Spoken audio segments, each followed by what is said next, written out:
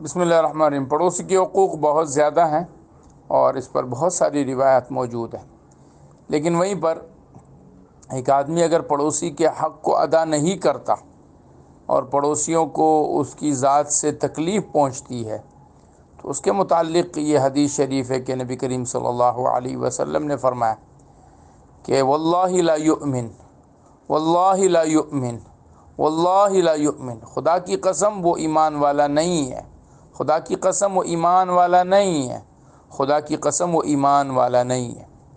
کہا گیا یا رسول اللہ کون ایسا شخص ہے جس کے بارے میں آپ 3 مرتبہ قسم کھا کر فرما رہے ہیں کہ وہ ایمان والا نہیں ہے؟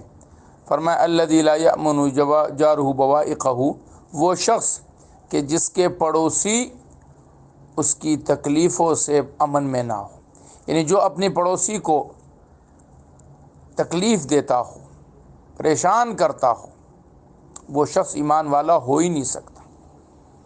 اور دوسری جگہ کہ لا يدخل الجنہ، جنت میں وہ شخص جا ہی نہیں سکتا کہ جس کے پڑوسی اس کے تکالیف سے جو ہے وہ امن میں نہ ہو۔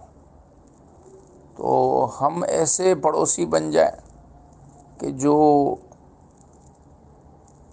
پڑوس ہمیں جنت میں لے کر جائے۔ اگر ہم اپنے پڑوسیوں کو تکلیف دیتے ہیں تو یقیناً پھر یہ ہمارے لیے بہت خطرے کی بات ہے۔